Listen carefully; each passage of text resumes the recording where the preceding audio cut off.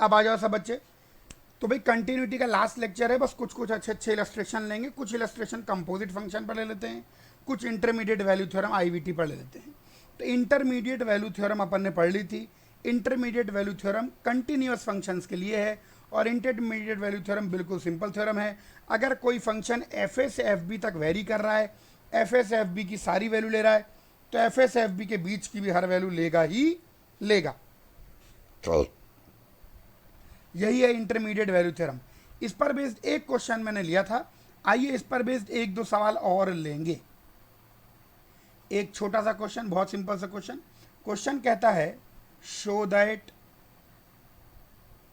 The function, बिल्कुल ध्यान देंगे, show that the function f x is equal to x plus x minus a का whole cube x minus b की power 4 will take value a plus b by 2 for some x। Question बड़ा simple है। Question कह रहा है कि सिद्ध कीजिए यह जो दिया गया फंक्शन है यह किसी न किसी वैल्यू के लिए a plus B by 2 value लेगा ही लेगा। It will take the value a plus B by 2 for some x। Function polynomial function है। सबसे पहले मैं सीधे सीधे बोलूँगा कि एफ एक्स इज कंटिन्यूअस। क्यों भैया मैंने ऐसे सीधे कैसे बोल दिया एफ एक्स इज कंटिन्यूअस? क्योंकि इस पूरे ब्रह्मांड में केवल 5 जगह डिसकंटिन्यूटी आ सकती है, और उन 5 में से इसमें कोई भी मौजूद नहीं है, तो इसमें डिसकंटिन्यूटी आ ही नहीं सकती, क्योंकि ना उसमें ग्रेटेस्ट इंटीजर है, ना फ्रैक्शन पार्ट है, ना सिग्नम है, ना कोई डिनोमिनेटर है, और डेफिनेशन चेंज का तो प्रश्न ही पैदा नहीं होता, एक ही एक्सप्रेशन है। डेफिनेशन चेंज मतलब एक्सप्रेशन चेंज। तो एफ एक्स बेहतरीन कंटिन्यूअस है। तो एफ एक्स अगर कंटिन्यूअस है तो आओ देखें, हमको दिखाना है कि ये फंक्शन कहीं ना कहीं ए प्लस बी बाई 2 वैल्यू लेगा ही लेगा। तो अगर मैं ऐसा दिखा दूँ, अब मैंने बता दिया कि यार फंक्शन कंटिन्यूअस है, तो अगर मैं दिखा दूँ कि ये ए प्लस बी बाई 2 से छोटी वैल्यू भी लेता है और ये ए प्लस बी बाई 2 से बड़ी वैल्यू भी लेता है, तो कंटिन्यूअस होने के कारण ये कभी ना कभी ए प्लस बी बाई 2 वैल्यू लेगा, तो मेरा काम बन जाएगा। बोलो हाँ। बस यही पैंतरा मैं लगाऊंगा। मैं दिखा दूंगा कि ये फंक्शन छोटी वैल्यू भी लेता है, मैं दिखा दूंगा कि ये फंक्शन बड़ी वैल्यू भी लेता है, और मेरा काम बन जाएगा। अब थोड़ा आसान, थोड़ा सोचेंगे। कंसिडर कीजिए एफ ऑफ ए, तो एफ ऑफ ए की वैल्यू ए आ जाएगी। कंसिडर कीजिए एफ ऑफ बी, तो एफ ऑफ बी की वैल्यू बी आ जाएगी।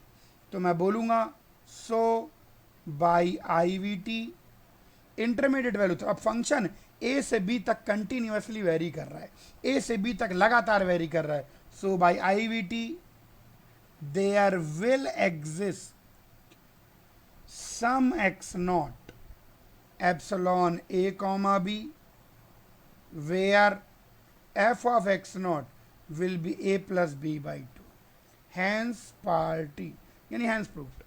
ऑब्वियस सी बात है, फंक्शन अगर ए से बी पूरा वेरी कर रहा है तो ए से बी के बीच में हर वैल्यू लेगा, तो ए से बी के बीच की हर वैल्यू लेगा, तो कहीं ना कहीं ए प्लस बी बाई 2 वैल्यू भी लेगा ही लेगा।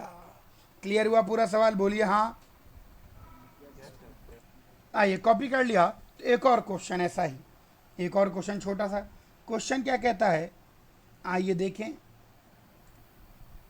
ना, बहुत बेहतरीन क्वेश्चन, एकदम से स्क्रीन पर आ गया आपकी आंखों के सामने। क्वेश्चन कहता है prove that there is number X such that ये इसके बराबर है। तो हम थोड़ी देर के लिए फंक्शन को एज्यूम कर लेते हैं x की power 1995 plus 1/1 plus sine square X, ये एज्यूम कर लेते हैं। तो हमको दिखाना है that is we have to show that for some x F X will be equal to 1995। बोलो हाँ।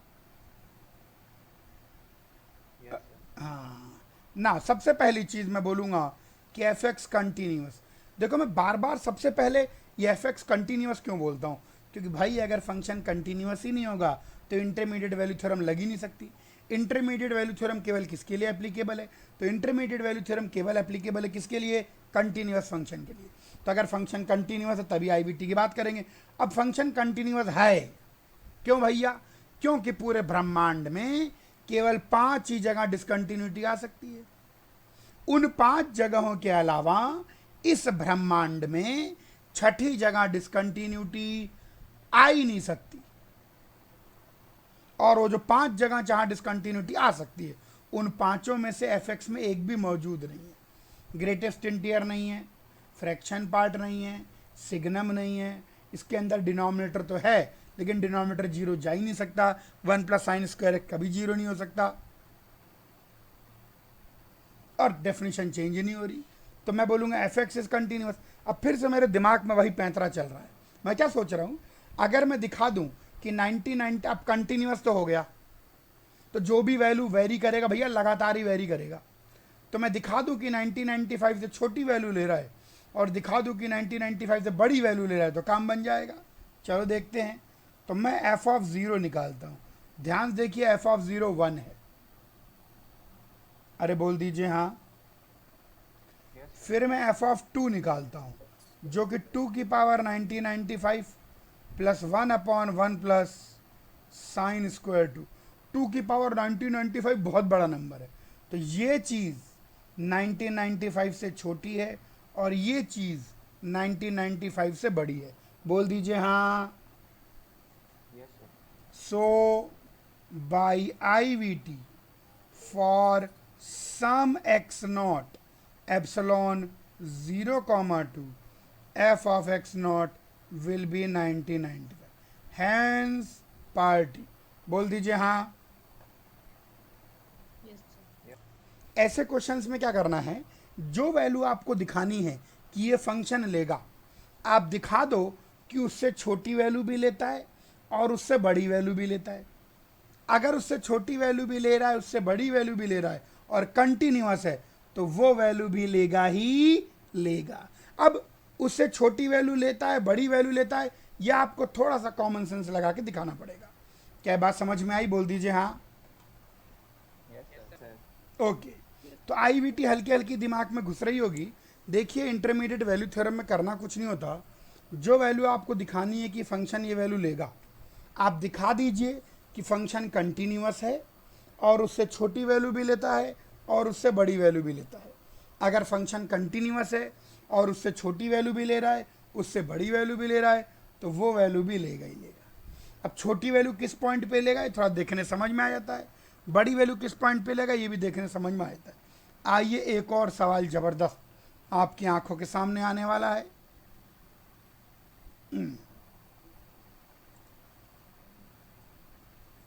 बहुत बढ़िया। सवाल दिखाई पड़ रहा है सब बच्चों को? बोल दीजिए हाँ। क्या कहता है सवाल, कहाँ से आया है सवाल? आइए देखें। Suppose that f x is continuous in 0,1। तो दिया गया फंक्शन कंटिन्यूअस है 0,1 में, और आगे बोलता है कि f(0) 0 है, f(1) भी 0 है। ठीक है, f(0) की वैल्यू भी 0, f(1) की वैल्यू भी 0। आगे बोलता है सिद्ध कीजिए, प्रूव दैट कोई ना कोई ऐसा c होगा ताकि f ऑफ c बराबर हो जाए 1 - 2c स्क्वायर के। कोई ना कोई ऐसा c होगा ताकि f ऑफ c बराबर हो जाए 1 - 2c स्क्वायर के। ठीक है, कोई ना कोई ऐसा c होगा ताकि f ऑफ c बराबर हो जाए 1 - 2c स्क्वायर के। अब मैंने आपको पहले दिन जो इलस्ट्रेशन लिया था, क्या बताया था? जिस वेरिएबल का एग्जिस्टेंस दिखाना हो, जिस वेरिएबल का एग्जिस्टेंस दिखाना हो, उस वेरिएबल की जगह x रखो और सबको एक साइड लाके नया फंक्शन मानो। बोलो हाँ। तो मैं नया फंक्शन मानूंगा f(x -1 + 2x²। c की जगह x रख दिया और सबको एक साइड ला के नया फंक्शन मान लिया। बोल दीजिए हाँ। अरे हाँ बोलो। इसके बाद मैंने क्या बोला था? जिस इंटरवल में एग्जिस्टेंस दिखाना हो, उसी इंटरवल के एंड पॉइंट पर वैल्यू निकालो। मुझे c का एग्जिस्टेंस कहाँ दिखाना है? 0 से 1 में दिखाना है। तो मैं जो नया फंक्शन gx बना है, इसकी वैल्यू कहाँ निकालूंगा? 0 और 1 पर निकालूंगा। तो g0 और g1 आ जाएगा f(1 - 1 + 2)। f0 की वैल्यू 0 है तो ये -1 आ गया, f1 की वैल्यू 0 है तो ये 1 आ गया। ओहो, तो मैं बोलूँगा so G0 and G1 have opposite sign. G0 और G1 के अपोजिट साइन है, बोल दीजिए हाँ। And Gx is continuous, so for some C epsilon 0,1 GC will be 0। GC 0 यानी f of C -1 plus 2C square 0, यानी f of C is equal to 1 - 2C। Hence पार्टी। क्या पूरा सवाल समझ में आया? यहां पर एक इंपॉर्टेंट कंटिन्यूटी का कंसेप्ट मैं और इंट्रोड्यूस करूंगा और फिर कंपोजिट फंक्शन पे एक क्वेश्चन लूंगा और चैप्टर ओवर, और हम शुरू करेंगे डेरिवेबिलिटी। बस एक सवाल लेना है और एक कंसेप्ट बताना है। सबसे पहले एक छोटा सा कंसेप्ट है, आज शुरू कर देंगे मेरे बच्चे। अच्छा दिन है, मंगलवार का दिन, सब मंगल मंगल। एक गाना भी था, मंगल हो मंगल हो मंगल हो। अच्छा, हनुमान जी का दिन है सर। हाँ बजरंग बली का दिन है भैया, कोई विघ्न बाधा नहीं आ सकती। आइए बात करें इंपॉर्टेंट कंसेप्ट की। ऐसा कुछ विशेष इंपॉर्टेंट कंसेप्ट नहीं है वैसे, ऐसी कोई बहुत गहरी बात नहीं है, लेकिन एक छोटी सी बात है, अगर वो नहीं पता होगी तो फिर इसका सवाल गलत कर ही देंगे। पहले मैं बोल देता हूँ, फिर मैं लिख के पूरा डिटेल में समझाता हूँ। अगर कोई फंक्शन रैशनल और इरेशनल के सेट पर डिफाइंड है, ध्यान रखना, पहले लिखता भी आता हूँ और फिर समझाता हूँ। If any function is defined on set of rational and irrational, अगर कोई फंक्शन रैशनल और इरेशनल के सेट पर डिफाइंड है, if any function is defined on set of rational irrational, then it will only be continuous where definition of rational and irrational match।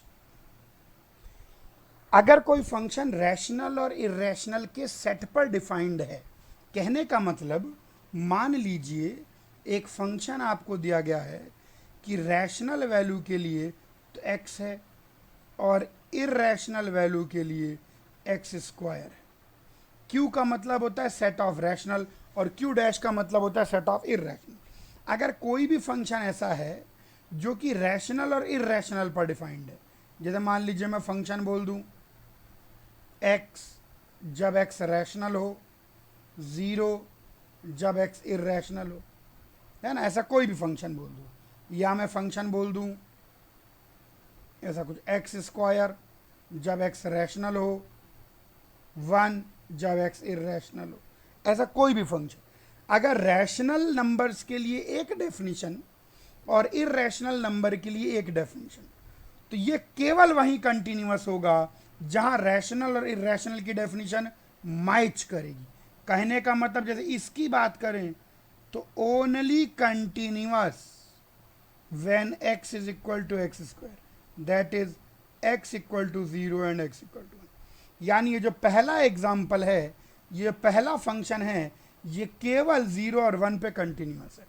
0 और 1 को छोड़कर बाकी सब जगह ब्रह्मांड में डिसकंटिन्यूअस। ये खास प्रकार का फंक्शन है, इसका कंसेप्ट बहुत डिटेल में समझाया जा सकता है, लेकिन वो आईटी के रेलेवेंस का नहीं है, वो थोड़ी हायर डेफिनेशन पर बेस्ड है, बहुत लंबी चौड़ी बात है, लेकिन ये जनरल ध्यान रखेंगे। अगर कोई फंक्शन रैशनल और इरेशनल पर डिफाइंड है, अगर कोई फंक्शन रैशनल और इरेशनल पर डिफाइंड है, तो वो केवल वहीं कंटिन्यूअस होगा जहां रैशनल और इरेशनल की डेफिनेशन मैच करेगी। जहां रैशनल और इरेशनल की डेफिनेशन मैच करेगी, उसको छोड़कर बाकी सब जगह डिसकंटिन्यूअस। जैसे दूसरे फंक्शन को लें तो ये केवल कंटिन्यूअस होगा, ओनली कंटिन्यूअस जब x इक्वल टू 0। इस फंक्शन की बात करें तो only continuous where x² equal to 1, that is x equal to 1 और x इक्वल टू -1। अगर कोई फंक्शन रैशनल और इरेशनल पर डिफाइंड होके आ जाता है तो वह केवल वहीं कंटिन्यूअस होगा जहां रैशनल और इरेशनल की डेफिनेशन मैच करेगी, बराबर होगी। क्या पूरा कंसेप्ट समझ में आया? बोलिए हाँ। Yes sir. तो हमने इंटरमीडिएट वैल्यू थ्योरम को एक्सप्लोर कर लिया और ये छोटा सा एक इंपॉर्टेंट कंसेप्ट भी देख लिया। अब जो है कंपोजिट फंक्शन की कंटिन्यूटी के लिए मैंने आपको बताया था कि कभी भी अगर कंपोजिट फंक्शन की कंटिन्यूटी की बात हो तो पहले कंपोजिट फिर कंटिन्यूटी। कहने का मतलब पहले आप कंपोजिट ढूंढेंगे फिर कंटिन्यूटी की बात करेंगे। आइए एक इलस्ट्रेशन ले लेते हैं। ये देखिए आंखों के सामने कैसे जादू की तरह प्रकट हो रहे हैं क्वेश्चंस। ये सब मेरे स्टूडेंट्स के कारण है, उन्होंने जादू मुझे सिखाया। सर ऑफ स्क्रीन जादू। ये लीजिए, दिखाई पड़ रहा है सब बच्चों को ना? अब यहाँ एफ एक्स और जी एक्स, ये क्वेश्चन क्लियर नजर आ रहा है? अरे हाँ ना तो बोलो भाई।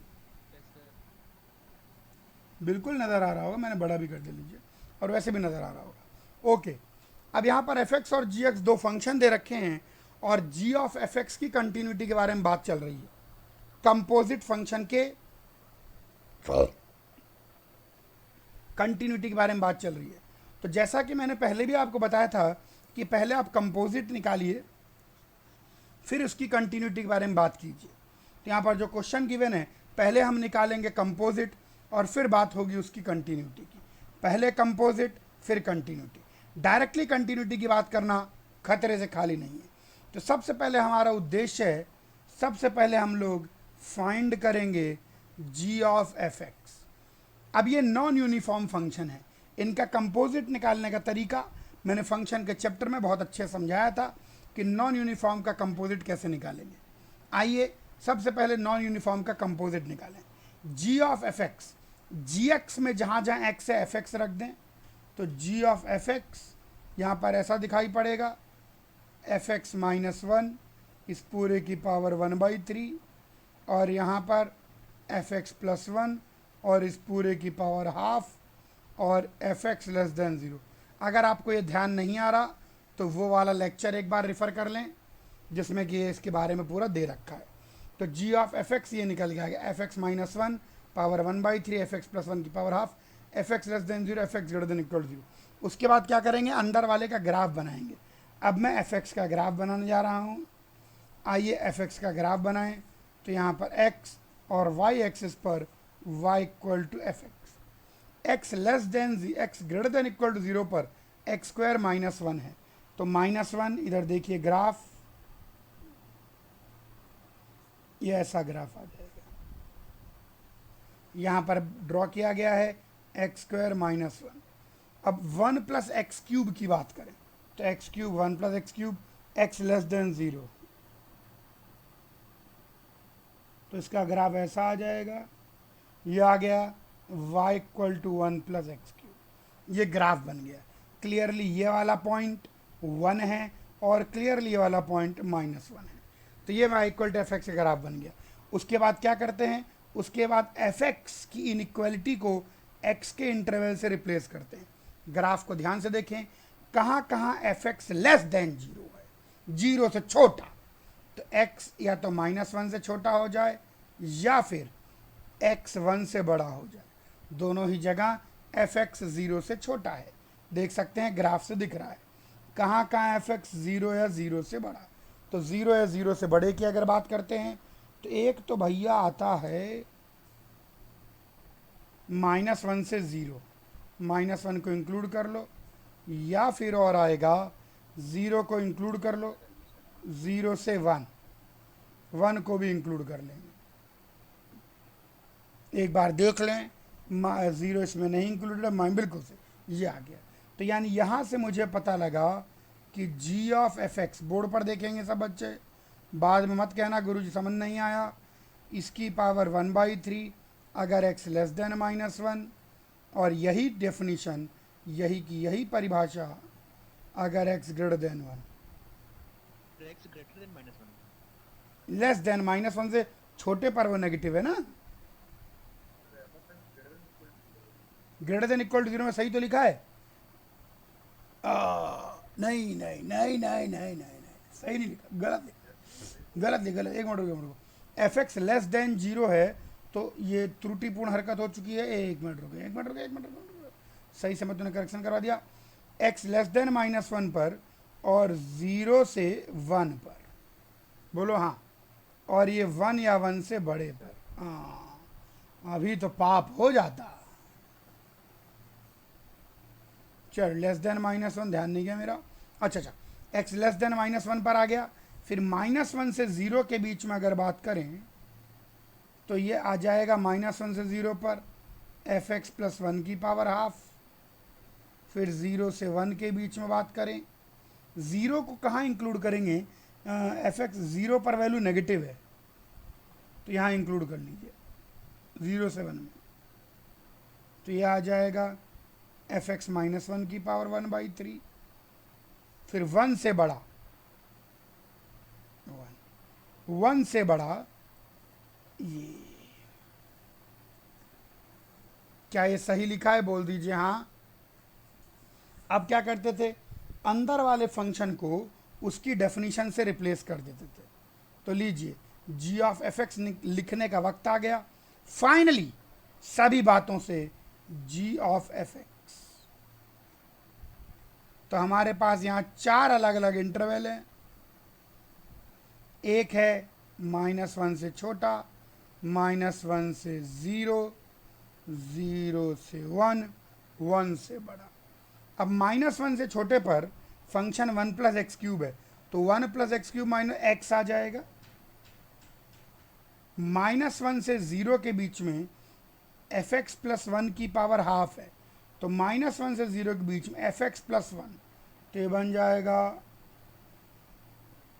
2 + x³ की पावर हाफ।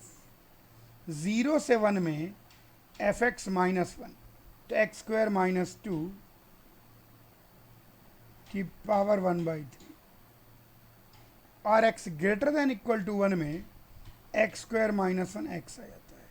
पहले मुझे बताइए ये कंपोजिट जो मैंने निकाला क्या ये समझ में आया कि नहीं? सबको बोल दीजिए हाँ। Yes sir. अब हम इसकी कंटिन्यूटी की बात करेंगे। Now let's talk about continuity. एक सेकंड होल्ड करेंगे। हाँ, तो भाई हमने कंपोजिट फंक्शन निकाल लिया, जी ऑफ एफ एक्स हमने निकाल लिया, तो जी ऑफ एफ एक्स निकाल लिया। अब हम बात करेंगे कंटिन्यूटी की। अब भैया ये तो इंटरवल है पूरा -∞ से +∞, तो इसकी कंटिन्यूटी की बात कैसे होगी? पहले पॉइंट फिर चेकिंग। अब आपको जी ऑफ एफ एक्स फंक्शन जो है उसकी खुद की डोमेन अगर देखें तो जी ऑफ एफ एक्स की डोमेन पूरी -∞ से +∞ है। तो आपको सबसे पहले पॉइंट देखना पड़ेगा, क्या इसके अंदर कोई ग्रेटेस्ट इंटीजर फंक्शन है? नहीं। क्या इसके अंदर कोई फ्रैक्शन पार्ट फंक्शन है? नहीं। क्या इसके अंदर कोई सिग्नम फंक्शन है? नहीं। क्या इसके अंदर कहीं डिनोमिनेटर 0 जा रहा है? नहीं। क्या इसकी कहीं पर एक्सप्रेशन चेंज हो रहा है, डेफिनेशन चेंज हो रहा है? हाँ, कहाँ कहाँ पर? x = -1 पर, x = 0 पर और x = 1 पर। बोल दीजिए हाँ। अरे हाँ तो बोल दो। अब इन 3 जगह चेक करना पड़ेगा। पहले x = -1 पर चेक करते हैं, तो लेफ्ट हैंड लिमिट यानी -1 से चिन्ह छोटा, तो limit x approaches -1 of x which is -1। Right hand limit यानी लिमिट x अप्रोचेज -1 से चिन्ह बड़ा, तो ये वैल्यू आपको रखनी पड़ेगी 2 + x³ की पावर हाफ में। तो यहाँ पर आप राइट हैंड लिमिट रखेंगे तो -1 का क्यूब कितना आएगा? -1, 1 आ जाएगा। ओ डिसकंटिन्यूअस। आगे वैल्यू ऑफ फंक्शन चेक करने की ज़रूरत ही नहीं है, क्योंकि अगर LHL RHL ही बराबर नहीं है तो डिसकंटिन्यूटी आएगी ही आएगी। आइए चेक करते हैं। एट x = 0, 0 पर अगर लेफ्ट हैंड लिमिट की बात करें तो left hand limit x approaches 0 से चिन्ह छोटा, 2 + x³ की पावर हाफ विच इज 2 की पावर हाफ। अगर 0 पर राइट हैंड लिमिट की बात करें तो लिमिट x अप्रोचेस 0 से चिन्ह बड़ा, ये बन जाएगा x² -2 की पावर 1/3 यानी -2 की पावर 1/3। ओ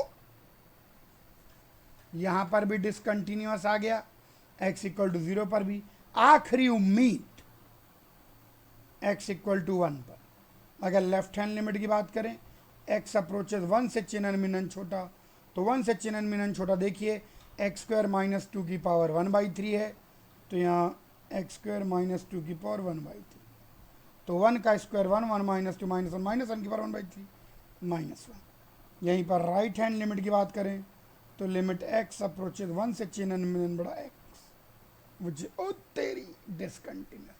3 जगह डिसकंटिन्यूटी आ सकती थी और तीनों जगह तो मैं बोलूंगा g of f(x) is continuous everywhere except at x equal to 0, x equal to 1 and x equal to -1। ये हो गया भैया छोटा सवाल, लेकिन बहुत बड़ा है। ये बड़ा इसलिए हो जाता है क्योंकि आपको पहले कंपोजिट निकालना पड़ता है। एक्चुअली अगर कंपोजिट की कंटिन्यूटी की बात आ गई तो समझ लीजिए वो केवल कंटिन्यूटी का सवाल नहीं, बल्कि इस बात का भी सवाल है कि आपको कंपोजिट निकालना आता है कि नहीं। भैया कंपोजिट की कंटिन्यूटी की बात करने का एक ही तरीका है, पहले निकालो कंपोजिट, फिर होगी कंटिन्यूटी, और यहाँ पर आके कंटिन्यूटी का चैप्टर पूरी तरह से ओवर हो जाता है। क्या ये क्लियर हुआ सब बच्चों को?